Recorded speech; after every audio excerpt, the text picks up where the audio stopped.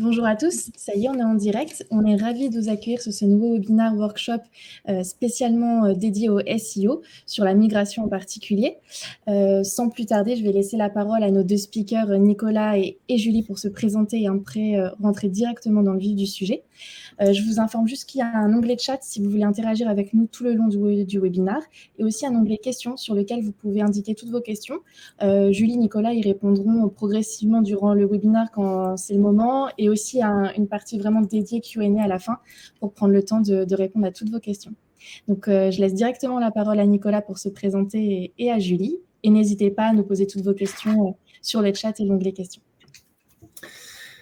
Merci. Écoutez, bonjour à tous. Moi, c'est Nicolas. Je suis directeur du pôle SEO chez AdsUp, également directeur associé. Ça fait 12 ans que je fais du SEO et la migration, finalement, c'est un sujet que je connais parfaitement parce que j'en ai fait, je pense, une bonne vingtaine, une trentaine dans ma carrière. Donc, on aura l'occasion, je pense, d'en reparler pas mal. Et du coup, je suis accompagné de Julie. Oui, bonjour à tous. Du coup, voilà, moi, c'est Julie Mercier, consultante aussi SEO chez AdsUp. Et du coup, ravie d'être là avec vous aujourd'hui pour vous parler des migrations. Voilà, et comme disait tout à l'heure, en introduction, n'hésitez pas à poser vos questions au fur et à mesure des slides. Comme ça, on pourra y répondre et ce sera plus dynamique. Et sinon, de toute façon, on aura un petit échange à la fin, on espère, avec vous par rapport à toutes vos questions. Très rapidement, AdsUp, aujourd'hui, on fête dans quelques semaines, on fête d'ailleurs nos 10 ans d'existence. Donc, c'est notre anniversaire. On est ultra spécialiste du search SEA, puis aussi du display, du SMA, de la data et le pôle SEO, qui est le petit dernier chez AdsUp qui a été lancé il y a 2 ans, mais qui aujourd'hui, on est déjà plus d'une dizaine de personnes, donc ça grossit assez vite. Voilà, aujourd'hui, très rapidement, on va vous présenter les différentes grandes étapes d'une refonte ou d'une migration. On verra la différence aussi entre les deux, pour faire en sorte que ce soit idéalement réussi. Et puis, du coup, on gardera aussi à la fin, je pense, quelques enseignements importants à avoir en tête et surtout quelques conseils et des questions aussi auxquelles nous répondrons avec grand plaisir. Voilà, du coup, on commence tout de suite par introduire le sujet. Ça nous semblait important pour poser les bases. Donc déjà, à savoir, quand on parle d'une refonte et une migration, ce sont deux choses différentes. Une refonte, c'est surtout lié à un travail qui peut être graphique ou fonctionnel sur le site, tandis qu'une migration, on parle vraiment d'un gros changement technique et en profondeur. Du coup, il y a plusieurs cas de figure pour une migration. Ça peut être un changement de CMS ou de technologie. On peut même parler d'un changement de version de CMS parfois, qui apporte des nouvelles features et donc un changement d'URL. Parfois aussi, on peut parler d'un changement de nom de domaine qui entraîne évidemment des changements d'URL et donc une migration. Ou alors un autre cas de figure, c'est les migrations de protocole, donc de HTTP vers HTTPS. Alors la plupart des sites ont déjà effectué cette migration, mais il en reste pour qui ce n'est pas le cas. Donc ça reste un cas de figure. Il faut savoir que souvent, quand on fait une migration aussi, on en profite pour combiner tous les avantages, enfin plusieurs avantages, à savoir retravailler le graphisme, certaines fonctionnalités et optimiser le SEO aussi. Donc, il faut vraiment voir la migration comme une opportunité. En tout cas, ça peut être une vraie opportunité SEO pour votre site. Voilà, je suis tombé l'autre jour sur une vidéo d'une success story de Feed que je pense la plupart devaient connaître. C'est le dirigeant fondateur de l'entreprise qui a, il y a quelques temps, ont migré en fait de Shopify à Magento en se disant c'est une bonne idée, c'est le moment de changer de CMS parce que on est en croissance, il nous faut des nouveautés au niveau logistique, au niveau ressources, au niveau techno. Et en fait, ils se sont mordus énormément les doigts parce que c'était pas forcément très bien préparé. Alors, il y a eu des problèmes évidemment liés au SEO, mais pas que. Mais en fait, c'est intéressant d'avoir ça en tête qu'une migration ou une refonte de site, ça doit faire vraiment partie d'une stratégie d'entreprise au global et pas venir juste pour dire on va juste améliorer le SEO. Parce que c'est comme ça aussi qu'on court à la catastrophe. D'ailleurs, une vidéo aussi qui est sortie il n'y a pas longtemps de John Mueller de chez Google. C'est hyper intéressant parce qu'en fait, dans son speech, il dit simplement écoutez, pour nous, Google, chaque URL a son propre historique. Et dès qu'on rajoute une majuscule ou un slash dedans, on perd l'historique. Et du coup, Google n'est plus capable de retrouver ça dans les bases de données. Et du coup, ça implique, entre l'ancienne URL et une nouvelle URL, qu'il faut faire la relation entre les deux. Et si ce n'est pas le cas, on l'a vu, moi en tout cas, je l'ai vu par le passé quand j'étais chez OSNCF, où je regardais évidemment Capitaine Train qui est devenu Trainline, qui est devenu très gros. Et en fait, ce qu'il faut regarder sur ce graphique-là, c'est qu'en 2 ans, pardon, ils ont fait 3 migrations. Et ils ont changé 4 fois de nom de domaine. Et du coup, en fait, quand on regarde ça se passe bien entre la première et la deuxième migration en janvier 2017, on voit que ça s'est bien passé. Par contre, la dernière migration en janvier 2019, c'est très mal passé. Ils ont perdu la moitié de leur trafic. Pourquoi? Parce qu'ils ont mal redirigé, mal fait les choses. Et on va voir maintenant comment eux, en tout cas, ils auraient pu éviter ça. Voilà, donc maintenant, on va vous montrer un petit peu au fur et à mesure les grandes étapes pour réussir une refonte ou une migration. Pour la partie SEO, précisons bien. Ouais. Et du coup, on commence tout de suite avec la première étape qui est primordiale, qui est de faire le bilan de votre site existant actuel. Donc pour ça, nous, ce qu'on aime bien faire, c'est un audit global du site qui nous permet de le cartographier, donc sous les 3 leviers du SEO, le technique, l'éditorial et le netlinking.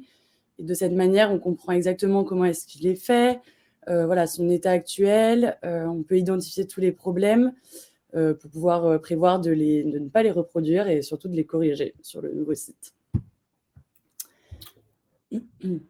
Et pour ce faire, on aime bien utiliser la Google Search Console qui nous aide beaucoup dans ce nettoyage et dans cet audit. C'est un outil qui est gratuit, que tout le monde peut avoir.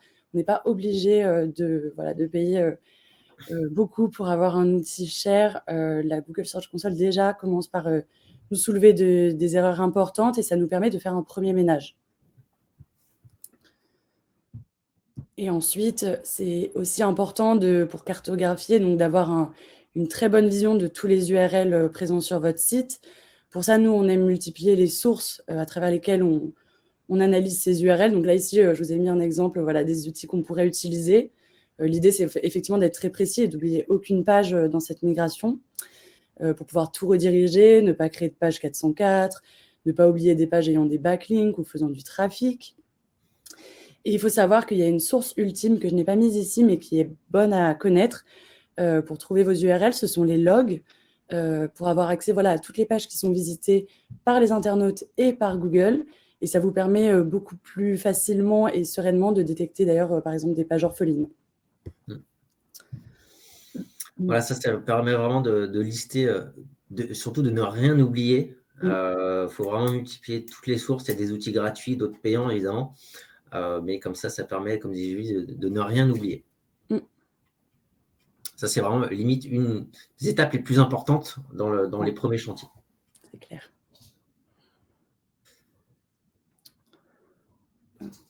Voilà, et du coup, il y a la deuxième étape dont Julie va vous parler, qui est souvent oubliée par les annonceurs ou même parfois dans les agences, hein, on n'inclut pas forcément toujours ça, mais une étape qui est hyper importante, c'est justement qu'est-ce qui est recherché par vos prospects, et ça, en fait, ça va influencer vraiment votre refonte ou migration. Oui, c'est ça. Ouais, comme dit Nicolas, c'est vraiment une phase d'analyse très importante. On parle de l'analyse sémantique ici, qui est donc une phase dans laquelle on va pouvoir détecter quelles sont les recherches qui sont réellement effectuées par les internautes, par vos utilisateurs, sous quelle manière, quelles sont les requêtes vraiment qu'ils tapent, sous quelle manière ils formulent leurs questions, par exemple. Et c'est à ne surtout pas oublier parce que ça vous permet de créer une vraie stratégie autour de votre migration ou refonte. Donc, vous êtes capable, après cette analyse, d'avoir des vraies données sur l'état des lieux de votre positionnement, du positionnement de votre site, de savoir quelle page génère du trafic, connaître aussi les catégories de produits. Si vous êtes un e-commerçant, par exemple, les catégories qui fonctionnent le plus ou moins bien. Vous pouvez aussi détecter quels sont vos concurrents en SEO, je parle, pour pouvoir effectivement s'inspirer pour faire mieux qu'eux. Surtout, l'idée, c'est pas de copier, évidemment. Et détecter aussi des opportunités sémantiques donc sur lesquelles vous allez pouvoir aller vous positionner par la suite. Cette phase d'analyse, elle est aussi importante pour connaître quels sont les types de résultats qui sont proposés par Google sur votre secteur et sur vos mots-clés, et également quels types de concurrents sont mis en avant, puisque ensuite, effectivement, quand on a ces données-là, on est capable d'adapter sa stratégie. Est-ce que votre secteur demande d'avoir plus d'images, plus de vidéos ou plus d'avis produits?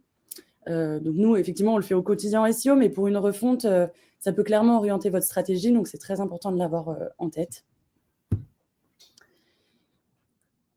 Et de manière plus globale, quand on a toutes ces informations sur la sémantique de vos internautes, on est capable d'adapter beaucoup de travaux pour votre migration. Alors notamment la création d'une arborescence qui s'adapte complètement aux requêtes de vos internautes. Pareil pour les filtres à paramètres et les facettes, on va pouvoir créer les bonnes facettes et les indexer pour pareil, répondre aux requêtes.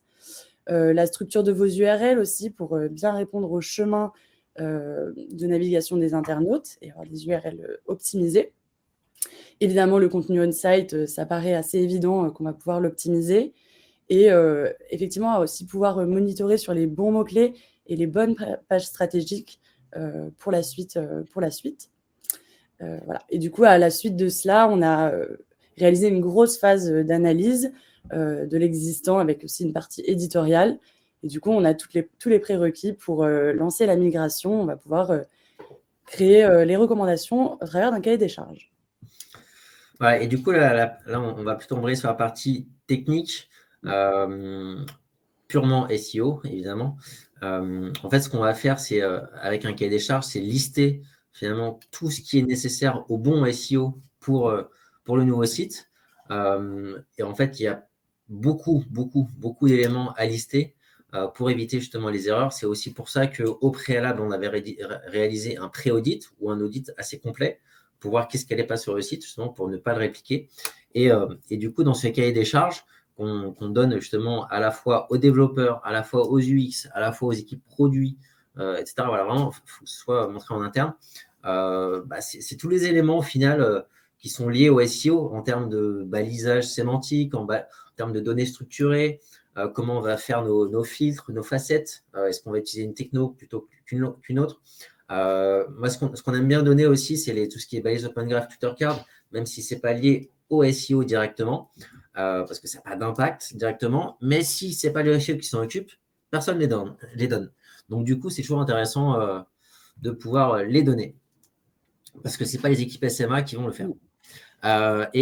C'est toujours intéressant, donc selon la techno aussi qui va être choisie, c'est de faire des recommandations sur la partie quel plugin utiliser, quel champ utiliser dans le back-office, comment gérer les redirections, quelles sont les best practices en termes d'optimisation mobile, de performance, et tous les prérequis en termes d'indexation qui peuvent souvent être basiques, mais qui sont toujours loin d'être respectés en termes notamment de gestion des paramètres dans les URL et la gestion de l'international.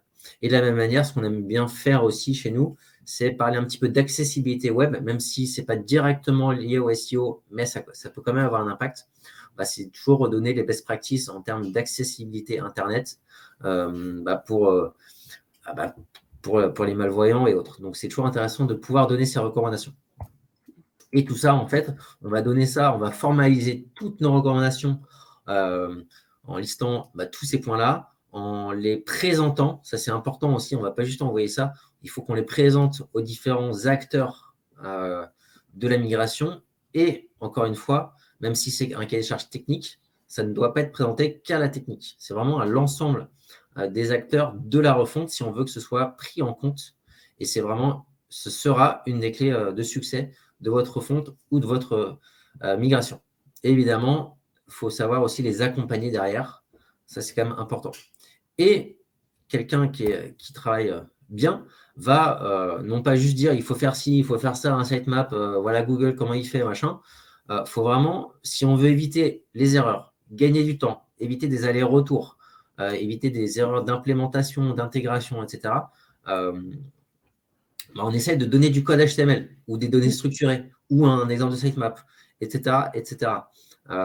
Et ça, en fait, ils n'auront plus qu'à, entre guillemets, les appliquer au site en modifiant les CSS et autres. Et du coup, voilà, c'est vraiment une des best practices, en tout cas, si on veut éviter les petits soucis d'intégration derrière. Voilà, et en fait, le cahier des charges plus la partie code qu'on aura donné aux différents acteurs, en fait, on va le retranscrire dans une roadmap technique pour dire, voilà, tous les éléments au niveau de l'indexation, voilà tous les éléments par template de page, etc. Voici leurs priorités. Qui est en charge? Est-ce que c'est du produit? Est-ce que c'est de l'UX? Est-ce que c'est un dev, etc. Avec la best practice. Si besoin, on pourra inclure des liens pour des Jira, etc., pour le suivi de gestion de projet.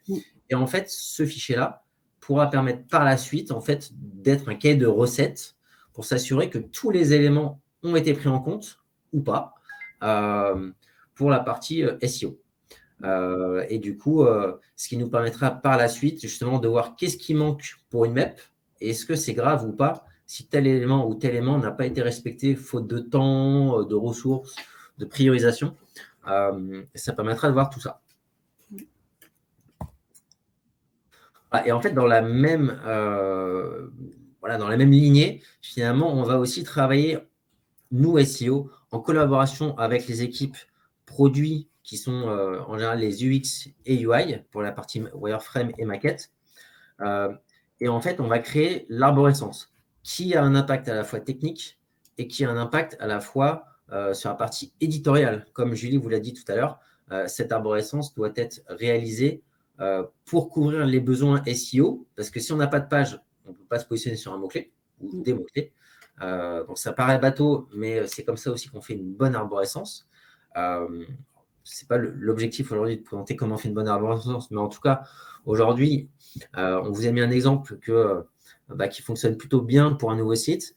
Et ce qu'il faut vraiment avoir en tête, c'est qu'une arborescence, évidemment, doit couvrir les besoins SEO, mais pas que. Derrière, il va y avoir des besoins UX/UI, peut-être avec la gestion d'un menu, la gestion du maillage interne. Il va y avoir des besoins peut-être liés aux produits, parce qu'il faut mettre en avant plus des destinations, plus des typologies, etc. Donc, c'est vraiment à travailler au niveau de l'entreprise, sinon ça ne fonctionnera pas. Et pour ce faire, du coup, on utilise en général les outils de mind mapping. Nous, chez AdsUp, on utilise, donc c'est en haut à gauche, c'est Octopus. Moi, j'utilisais beaucoup aussi FreeMind. Après, il y a des gros type MindMaster qui sont connus. La plupart sont gratuits. Donc, plutôt, ça permet d'avoir des belles arborescences assez claires. Donc, profitez-en. Le travail, une fois qu'on aura fourni aussi dans le cahier des charges de base toutes les best practices en termes d'UX UI liées au SEO, c'est-à-dire où est-ce qu'il faut avoir des titres, des sous-titres, des paragraphes, des balises H1, des balises HN, il faut du contenu dans les pages, il faut du maillage interne, etc., etc. Donc, la partie vraiment plutôt théorique. En fait, derrière, tout ça, ça va être appliqué par les équipes au niveau des wireframes dans un premier temps, puis des maquettes dans un deuxième temps. Idéalement, on essaye de faire ça de manière collaborative aussi, en utilisant des outils comme InVision, Balsamiq, Sketch ou Figma, qui sont quand même les 4 grands logiciels pour réaliser ce genre de projet. Et du coup, l'avantage, c'est que derrière, en temps réel ou par sprint, selon les projets, on va être capable d'échanger directement sur une maquette. Là, par exemple, c'est un exemple que j'ai eu personnellement sur InVision directement, où j'étais capable de dire sur une page voyage photo plus destination, en fait, ici, ça va être le H1 et ici, ça va être le H2, etc. Et voici déjà une première règle dans la maquette pour dire voyage plus photo plus destination. Voilà, donc ça permet vraiment d'échanger en direct avec les équipes produits. Et ça, c'est vraiment important pour éviter d'avoir des maquettes qui arrivent en intégration et qui ne sont pas SEO-friendly. Voilà, maintenant qu'on a fait toute cette partie analyse, recommandation, structure, etc., il y a la partie développement en pré-prod qui va commencer ou qui a déjà commencé. On ne va pas vous parler du développement parce que ce n'est pas forcément notre job et l'objet, mais en tout cas, la migration ou la refonte en termes de dev, encore une fois, on parle beaucoup de gestion de projet aujourd'hui parce que une refonte, si c'est que d'un côté le SEO, de l'autre l'équipe produit, ça marchera pas. Donc, il faut vraiment que ce soit collaboratif. Et du coup, il y a pas mal d'outils qui existent. Il y en a qui sont gratuits, type Trello. Il y en a qui sont très connus, type Asana, Monday. Chez Adobe, on utilise pas mal aussi ClickUp. Il y a Jira, évidemment, qui est aussi la référence en termes de gestion de dev dans beaucoup d'entreprises. Et ça permet d'avoir peut-être des sprint planning, etc., pour dire, voilà, qu'est-ce qui est fait, qu'est-ce qui est à faire, qu'est-ce qui est en test, etc. Il faut vraiment que ce soit collaboratif et que tout le monde puisse voir aussi l'avancée des choses, soit via une plateforme, soit via des sprint reviews, etc., etc. Voilà. En termes de développement, une petite erreur commune, ça me fait toujours bizarre en 2022 d'en parler, mais on voit encore beaucoup trop de problèmes liés à ça. C'est vraiment l'indexation de la pré-prod. J'ai l'impression de voir dans toutes les conférences liées aux refontes ou aux erreurs liées au SEO. Mais encore en 2022, on le voit beaucoup. Et là, j'ai pris l'exemple de Cuisinella, qui est quand même un gros site, une grosse marque, et qui a beaucoup de pages de pré-prod qui sont indexées dans Google. Et en fait, tout simplement, ce qu'il faut faire rapidement, c'est avant même que le site soit lancé, il faut soit bloquer via un login mot de passe, comme ça, personne ne peut accéder, et donc Google ne peut pas accéder et donc l'indexer, soit un blocage par IP, ça fonctionne aussi, ou au pire, on met au moins une balise non-index ou un robot texté pour empêcher le crawl de la pré-prod, et ça empêche le fait d'indexer la pré-prod. Maintenant, une autre erreur un peu répandue et moins connue, ça c'est un petit tips aussi, une fois que les pages sont indexées malheureusement dans Google, il y a une technique qu'il faut faire. C'est surtout ne pas les rebloquer au crawl. Parce que si les pages sont bloquées, Google ne peut pas repasser dessus pour les désindexer. Donc il y a vraiment un ordre précis à avoir, c'est soit on les passe avec une balise no index, soit on les met au niveau de l'entête HTTP, no index, et une fois que les pages sont désindexées, on les bloque. Voilà, mais pas on les bloque, puis on les met en index. Ça, c'est vraiment hyper important. C'est vraiment un petit tip à avoir en tête parce que malheureusement, il y a beaucoup trop de personnes qui aujourd'hui font cette erreur. En pré-prod aussi, il faut s'assurer aussi du bon temps de chargement parce que ce n'est pas une fois en prod qu'on va s'en assurer. Donc, il y a beaucoup d'outils pour le faire. Pour mesurer tout ça, il y a évidemment des outils de crawl type OnCrawl, Botify, Screaming Frog, etc., sur lesquels on va pouvoir avoir des informations par template de page, par page, etc. Il y a un outil intéressant chez OnCrawl qui est le rapport de Web Core Vitals et qu'on peut faire en pré-prod. Donc ça, c'est hyper intéressant parce qu'on voit déjà de base, avant même de lancer le site, est-ce que mon site respecte les standards Web Core Vitals? C'est quand même important en 2022. Et on peut le faire aussi avec la console Google Chrome. Il y a un petit onglet Lighthouse. Ça, c'est aussi une petite tips. On ne peut pas le faire malheureusement avec un plugin PHP Insight ou Lighthouse si le site est bloqué par IP, par mot de passe, etc. Donc, il faudra passer par cette petite astuce avec la console Google Chrome et l'onglet Lighthouse. Par contre, sachez que en faisant comme ça, la donnée est un petit peu moins pertinente que passer directement par le site ou le plugin Lighthouse. Voilà, aussi une petite tips, c'est la partie mobile. Aujourd'hui, ce n'est pas évident d'en parler, mais on n'en a pas trop parlé dans la partie maquette, mais évidemment, quand on crée des maquettes, faut que ce soit mobile first. En 2022, ça paraît logique, mais ce n'est pas encore le cas pour tout le monde. Et du coup, quand on va tester le site en version mobile, on ne peut pas l'utiliser dans Google Search Console parce que le site en pré-prod n'est pas accessible. Donc, en fait, la tips, c'est d'aller récupérer le code HTML de votre site en pré-prod et d'aller sur le site de test mobile friendly et non pas d'utiliser le mode URL, mais vraiment le mode code. Et on pourra faire la même chose pour les données structurées. Et ça permet vraiment de tester le code HTML des pages et s'assurer que votre code, finalement, est mobile friendly. Et un petit tips aussi, c'est sur les sites il y en a de plus en plus, heureusement ou malheureusement. C'est il y a de plus en plus de sites en JavaScript avec les nouvelles techno type Angular, Next.js et autres. La meilleure façon de le faire dans tous les cas, de tester si un site en JS fonctionne bien, c'est Search Console pour voir si le site est bien visible, qu'est-ce qui est vu par Google sur votre site en Ajax. ou enfin en JS en général. Donc, quand vous êtes sur un site en pré-prod, on n'a pas accès à la Search Console. Donc, encore une fois, on va aller récupérer le code HTML pour le tester déjà pour voir le code peut-être en copiant-collant dans un notepad ou sur les sites mobile friendly ou pour valider les données structurées.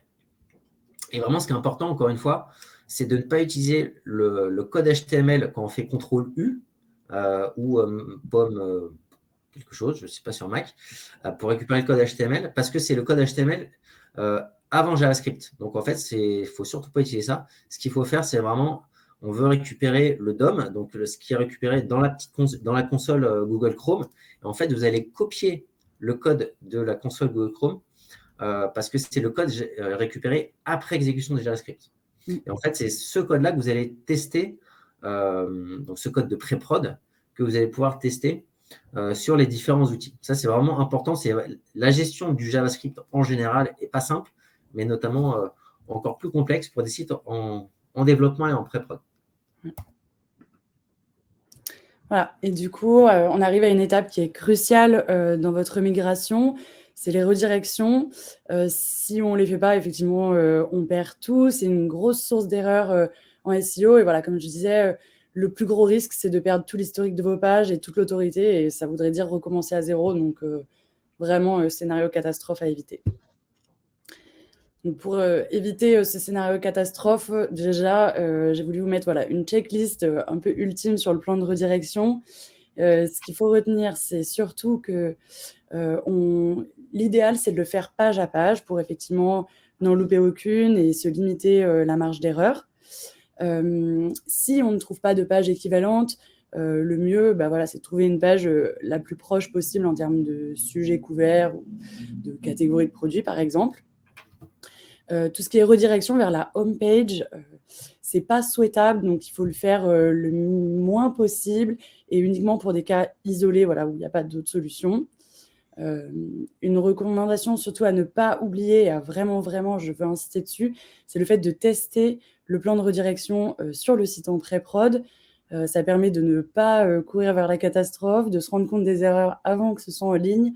Et vraiment, c'est un truc à retenir sur le plan de redirection, c'est ça.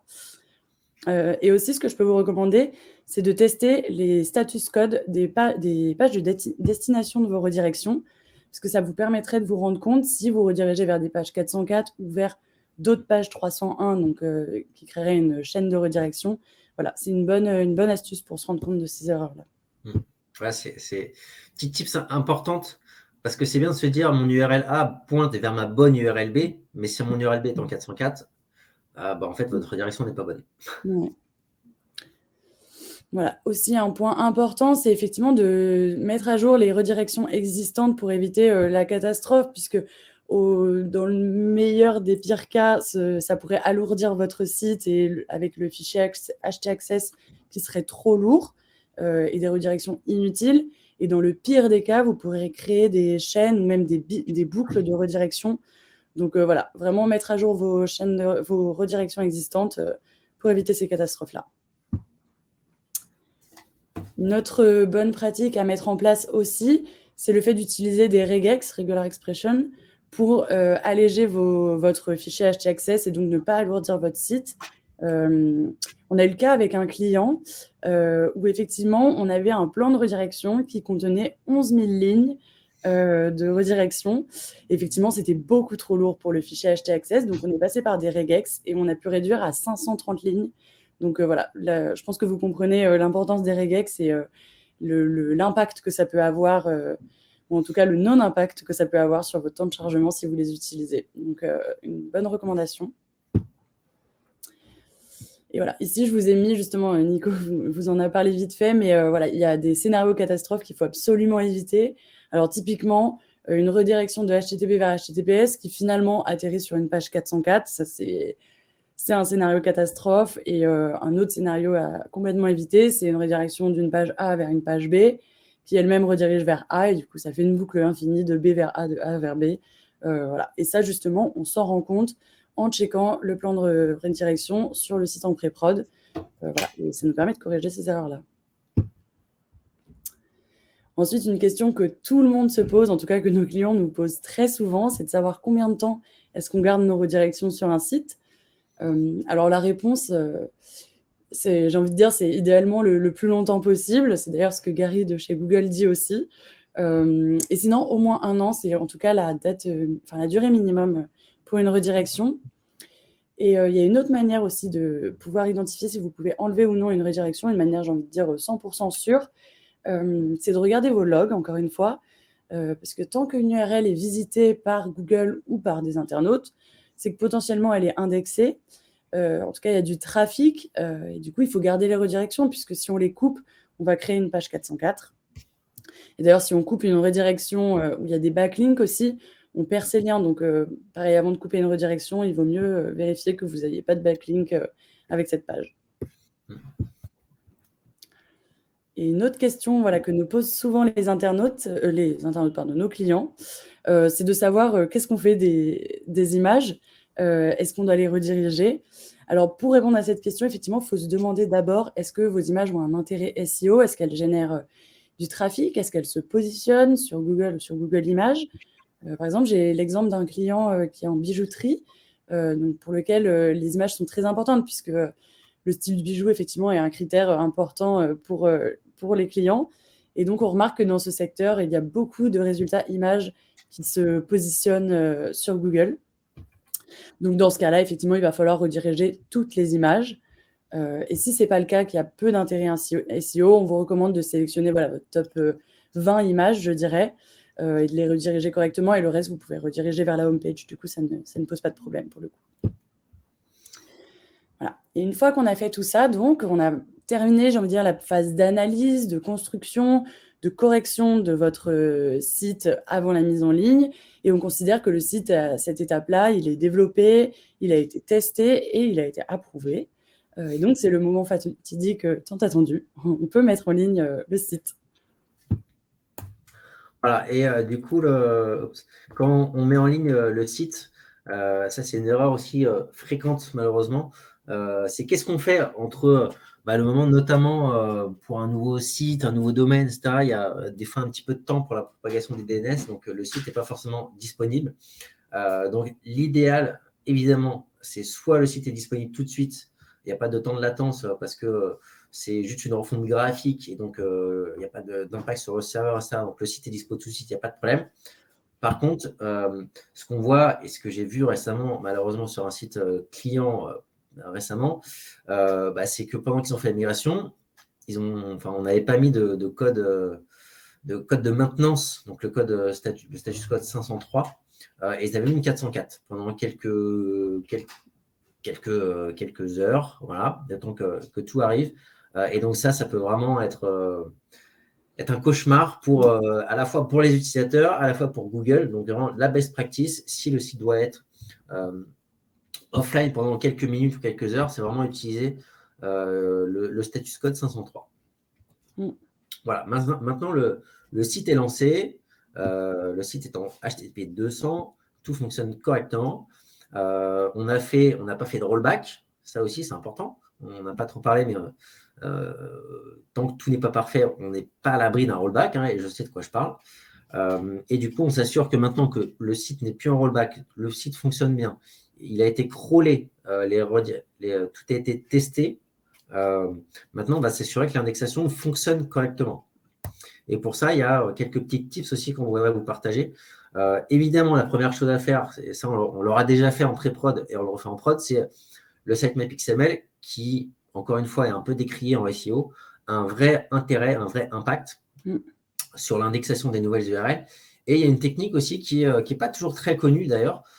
C'est en fait, on va créer un sitemap XML dédié aux anciennes URL, que ce soit des anciennes URL d'un même site, les anciennes URL d'une autre techno ou les anciennes URL d'un autre domaine.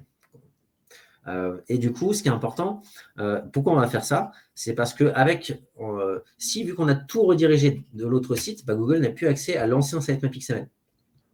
Donc, du coup, la technique d'en faire un nouveau avec une bonne URL et accessible avec les anciennes URL, c'est-à-dire qu'on va forcer Google à aller voir ces URL redirigées et prendre plus rapidement en compte, en tout cas, les redirections. Et donc, potentiellement, fournir le bon historique aux nouvelles URL et à l'inverse, désindexer les anciennes URL. Ça, c'est vraiment une tips qui n'est pas très connue, mais qui fonctionne vraiment à merveille et que je recommande à tout le monde.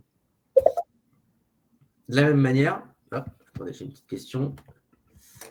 Quid de ce sitemap si on change de domaine? C'est exactement la même chose. Vous pouvez mettre, par exemple, c'est ce que j'avais fait là, sur le sitemap, en fait, sur le nouveau nom de domaine, rien n'empêche de mettre un sitemap avec d'autres URL. Et ça, c'est pas un problème. Voilà. Donc, on peut mettre, si vous voulez mettre les URL de vos concurrents dans un sitemap, vous pouvez. Voilà. Mais en tout cas, il n'y a pas de problème de mettre un sitemap avec les anciennes URL. Surtout si on change de nom de domaine, parce que moi, quand j'ai changé de Voyage SNCF à Oui SNCF, pour indexer mes 500 000 ou 600 000 nouvelles URL, ça a vraiment aidé. Et quand on parle de sitemap XML, encore une fois, on peut, pour un petit site, on ne va pas s'embêter à faire plusieurs sitemaps. Par contre, moi, à l'époque, chez Voyage SNCF, justement, pour monitorer, pour à la fois améliorer le contrôle de l'indexation et le suivi, ce que j'avais fait, j'avais des sitemaps. Voilà, vous avez les URL. Elles ne fonctionnent plus maintenant. Ça a encore changé de nom il y a 2 jours, d'ailleurs. Et du coup, ce que j'avais fait à l'époque, j'avais 500 000 pages que j'avais découpées en type de pages. Et ça me permettait de savoir, entre l'ancien site et le nouveau site, le pourcentage d'indexation par type de page. Pour voir est-ce que sur mon nouveau site ou mon nouveau domaine, est-ce qu'il y a des pages ou des types de pages qui sont le plus touchés par le fait d'être pas indexés. Ça, c'est important. Ça, c'est aussi une technique qu'on aime bien faire, en tout cas chez AdsUp, pour justement faire en sorte que le suivi d'indexation soit vraiment parfait. Le robot texté, encore une fois, ça paraît évident, mais si on change de CMS, si on change de version ou si on change de domaine, les anciennes règles ne sont plus forcément les bonnes, donc ça va être important de les supprimer, d'ajouter des nouvelles en fonction du nouveau site, en fonction des nouveaux répertoires, en fonction du nouveau back-office, etc. Donc, ne pas hésiter à le faire. L'URL des sitemaps aussi, qu'il faudra modifier. Et une petite tips aussi, c'est qu'au moment où Google va trouver un nouveau site, un nouveau back-office, des nouvelles URL, en fait, Google va essayer d'aller explorer le site, même sur des pages ou des catégories qui n'existent pas.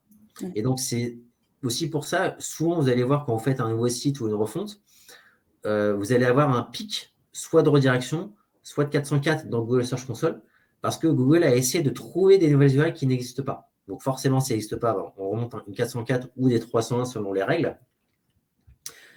Mais du coup, n'hésitez pas à dire à Google, ne va pas avoir ce répertoire, pour être vraiment restrictif et éviter justement la remontée d'erreurs. Donc, aussi une best practice, évidemment, ne bloquez pas les ressources statiques type JavaScript, CSS. Google est capable de les lire, les exécuter, etc., pour bien comprendre votre site. Et une technique aussi que, d'expérience, on essaie de ne pas faire, c'est de ne pas intégrer les sitemaps XML dans le robot TXT. Ça, après, chacun a sa façon de faire, mais en tout cas, moi, personnellement, pour les gros sites, je ne le recommande pas, parce que ça veut dire que si vous soumettez le sitemap dans le robot, tout le monde peut le voir. Voilà, tous les SEO et donc peuvent copier votre stratégie SEO. Donc ça, c'est quelque chose qu'on essaie de ne pas faire parce que de toute façon, Google y a accès via Search Console.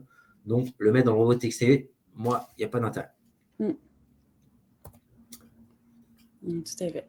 Et du coup, on arrive à la nouvelle étape qui est le tracking de vos campagnes. C'est une partie qui doit effectivement être commencée en amont de la mise en ligne, mais elle est lancée au moment de la mise en ligne et du nouveau site. Donc voilà, le tracking et la mise à jour des liens traqués. Ici, on vous parle de Google Analytics, mais effectivement, le principe est le même sur tous les outils de Web Analytics. Et ça peut être, toutes ces problématiques-là peuvent être gérées directement donc, dans l'outil ou via des plateformes telles que Google Tag Manager. C'est vous qui choisissez en fonction de vos préférences. Et en fonction du site, surtout vos équipes.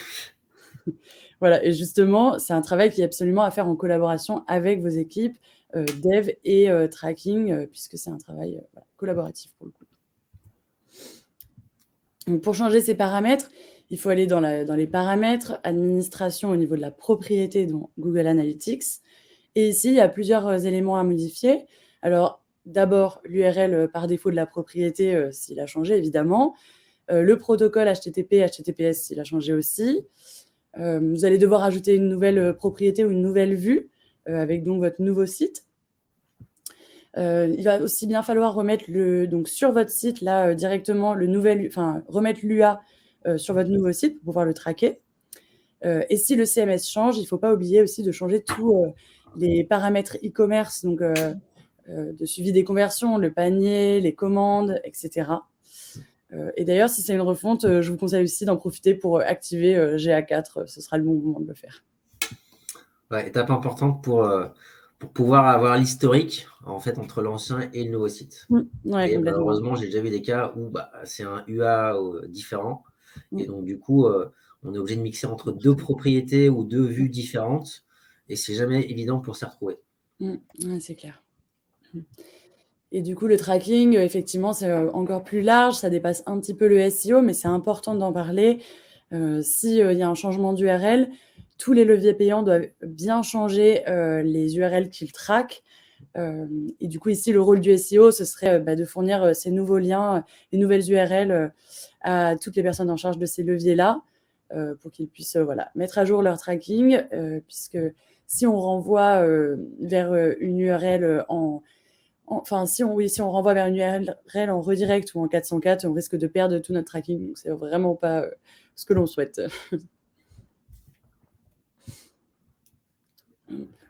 Et du coup, pour faire suite à ça, effectivement, il va y avoir plus largement une mise à jour de tous les liens à effectuer, donc le maillage interne et externe.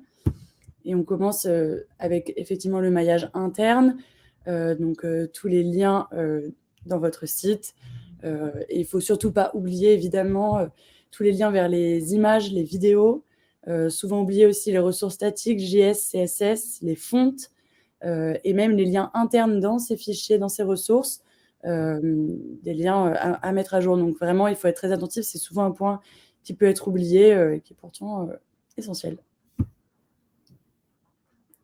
Après, pour ce qui est des liens externes, il y en a de nombreux. D'abord, les plateformes sociales, à ne pas oublier, même si souvent, ce sont des liens qui sont en nofollow, donc il y a assez peu d'impact en SEO. Mais bon, une fois qu'on le sait, c'est toujours mieux de le faire. Et effectivement, au niveau des liens externes, le plus gros point, le point essentiel, c'est les backlinks, donc les liens depuis des sites externes vers votre site. Et d'ailleurs, l'audit global qu'on a fait en début de projet nous aura permis de bien connaître quels sont vos meilleurs liens en termes de trafic apporté, en termes d'autorité du site, en termes d'optimisation du lien, puisque changer vos liens nécessite effectivement de contacter tous les sites externes pour effectuer la mise à jour du lien. Donc, on ne peut pas le faire pour tous, ça serait trop chronophage, ça prendrait trop de temps. Donc, il faut prioriser. Et on priorise en fonction de quoi ? En fonction des KPI d'autorité. Donc, Citation Flow et Trust Flow, ce sont deux indicateurs qu'on aime bien suivre, nous. Ensuite, le trafic apporté, effectivement. La possibilité ou non de changer ce lien en fonction du contact que l'on a avec le site en question. Et la notoriété du site, c'est une donnée importante. Et enfin, à propos de vos liens externes, n'oubliez pas aussi de mettre à jour votre fichier de désaveu lorsqu'il y a un changement, surtout de nom de domaine.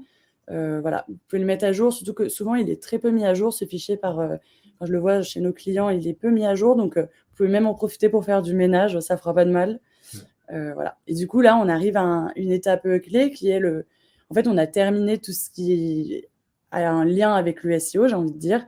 Et maintenant, ce qui va être le plus important, c'est de suivre les performances, monitorer pour voir les évolutions. Et surtout, s'assurer que tout roule. Bon. Voilà, pendant les premières heures, les premiers jours, au niveau technique, alors tout le monde n'a pas la chance d'avoir les logs, mais c'est un luxe aujourd'hui. Mais aujourd'hui, il y a beaucoup d'outils. On a mis OnCrawlBotify parce que c'est ceux avec qui on bosse énormément là-dessus. Mais il y en a d'autres, les SEOalizers, on peut même le faire avec Screaming Frog si besoin.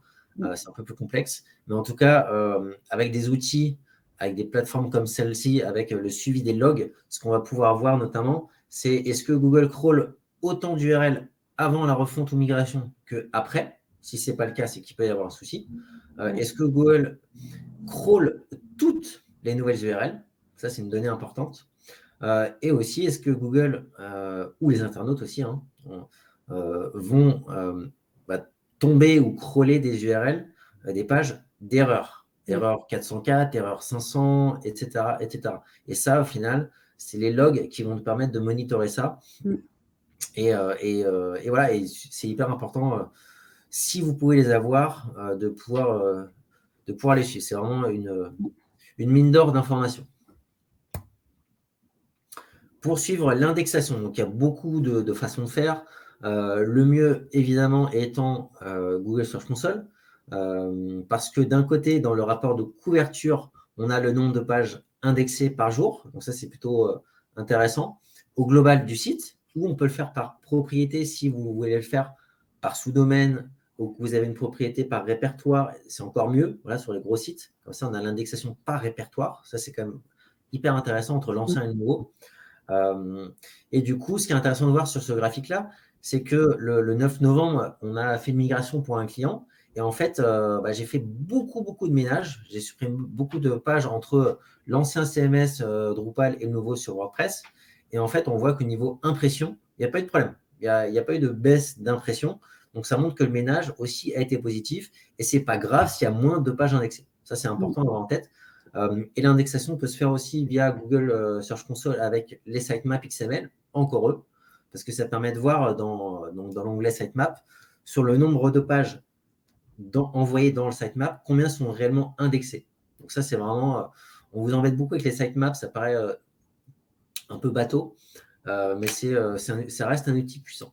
Et ce qu'on peut faire aussi, c'est s'amuser avec des sites de points. C'est pour des petits sites, ça marche, mais pour des gros sites, c'est évidemment pas tenable. Et c'est, encore une fois, échantillonné. Donc, une mesure à prendre avec des pincettes, même si ça permet rapidement de voir un peu l'état d'indexation. Mais privilégier Google Search Console, privilégier des outils comme ça avec des vraies données.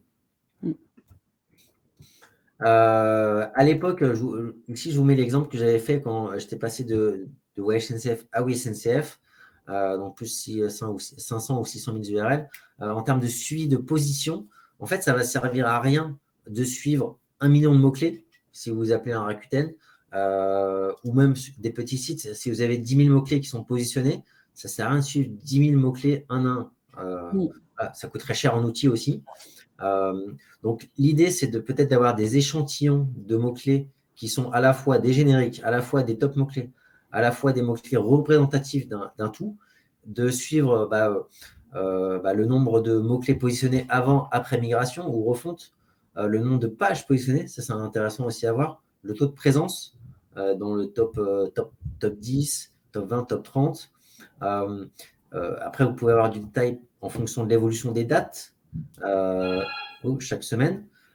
Et puis du coup, ce qu'on peut voir aussi, c'est le nombre de pages positionnées entre le avant-après. On voit en bas à gauche, entre les deux courbes.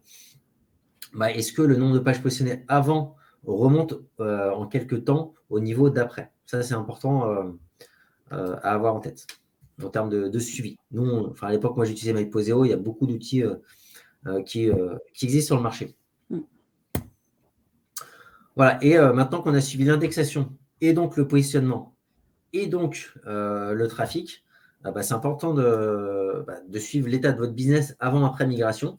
Je ne vais pas vous répéter tous les KPI qu'il y a à suivre sur une migration, parce que ça va dépendre de votre site, si vous êtes B2B, B2C, e-commerce, etc.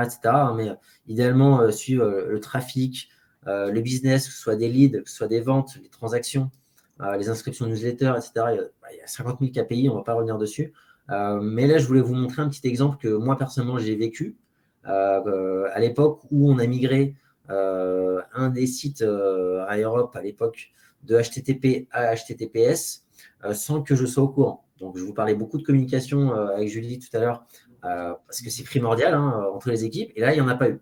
Et en fait, en suivant mes perfs, au bout de 10 jours, je me suis rendu compte qu'il n'y avait quasiment plus de trafic sur une partie sur le site, voilà, en SEO, parce que les devs, sans me prévenir, avaient mis le site en prod en HTTPS sans updater la canonical, donc le canonical en HTTP. Donc forcément, Google a désindexé quasiment tout le site. Et ça, je m'en suis rendu compte en faisant mon suivi.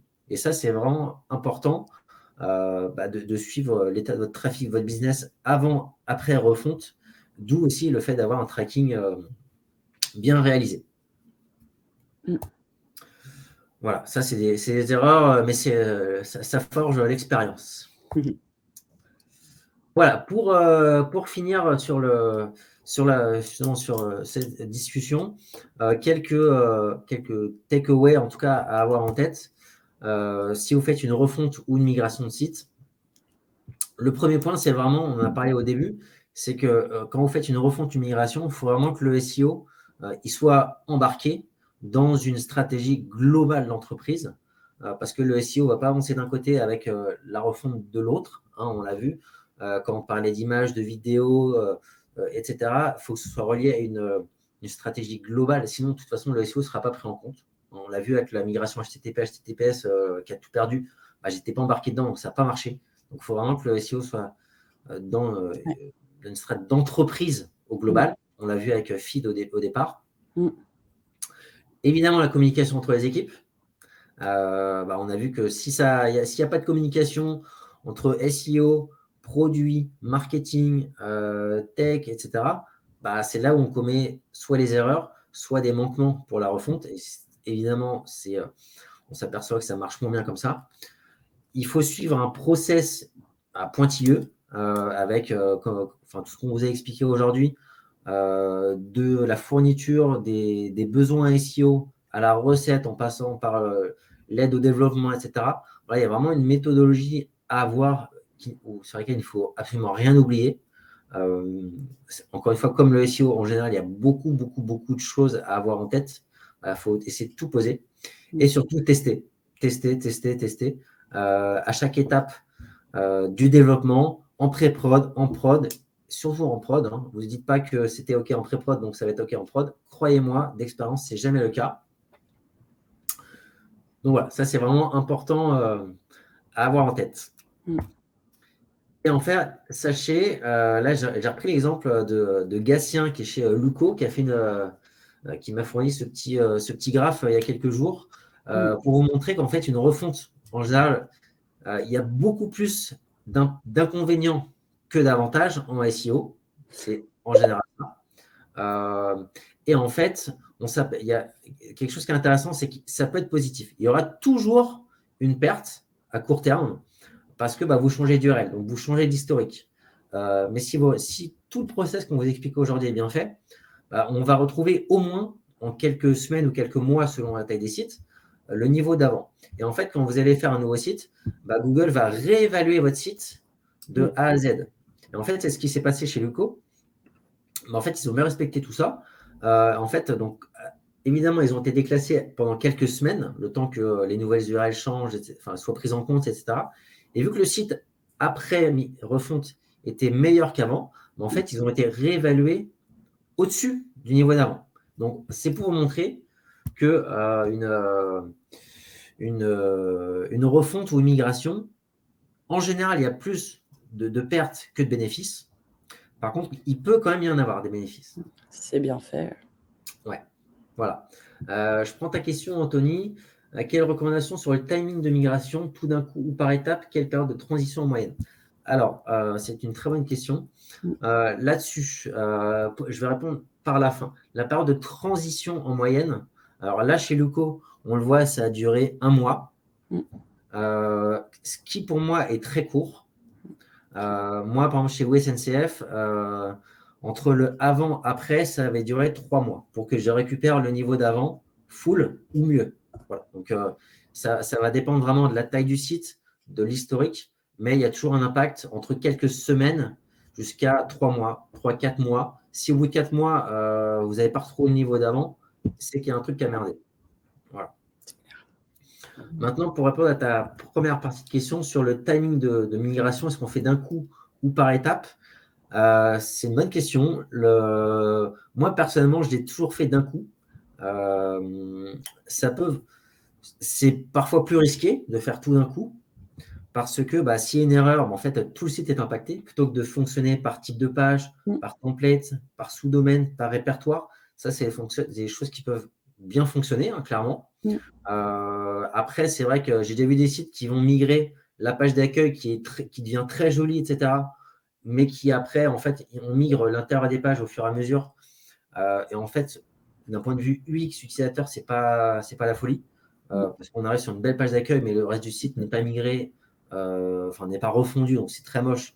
Donc c'est pas forcément quelque chose que je vais recommander là-dessus. Par contre, pour des gros sites, oui, on peut migrer petit à petit, soit par sous-domaine, soit par répertoire, tester pendant quelques temps l'impact de la migration ou de la refonte. Voilà, ça, c'est des choses qui peuvent être faites.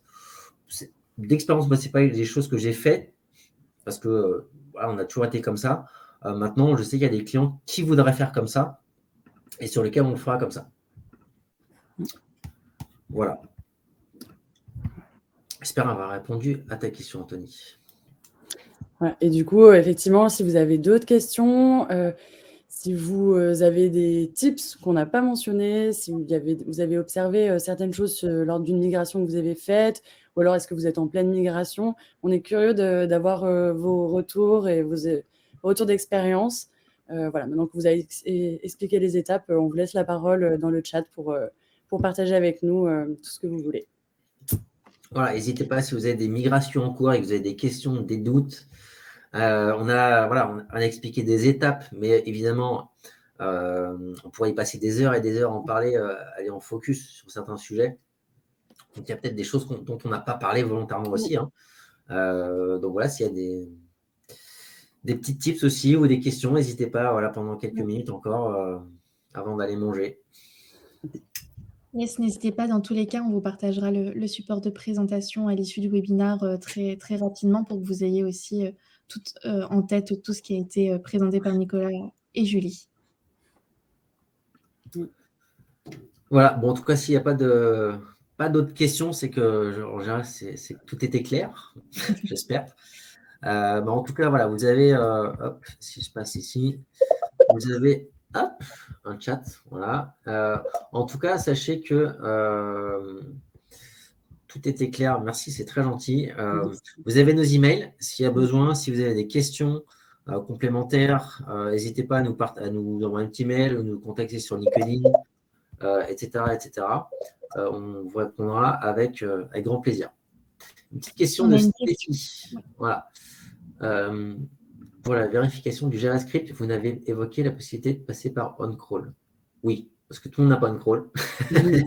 Tout le monde n'a pas les moyens d'avoir OnCrawl ou Botify.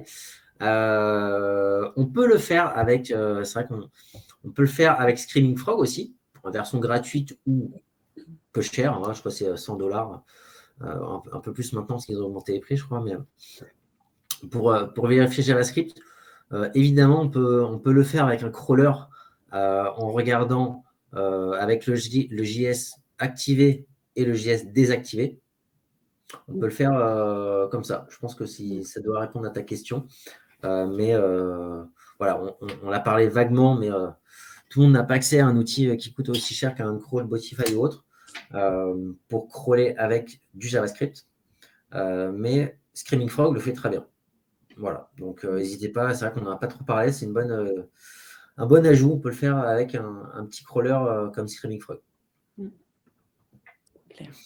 J'espère qu'on a répondu à tes questions, Stéphie.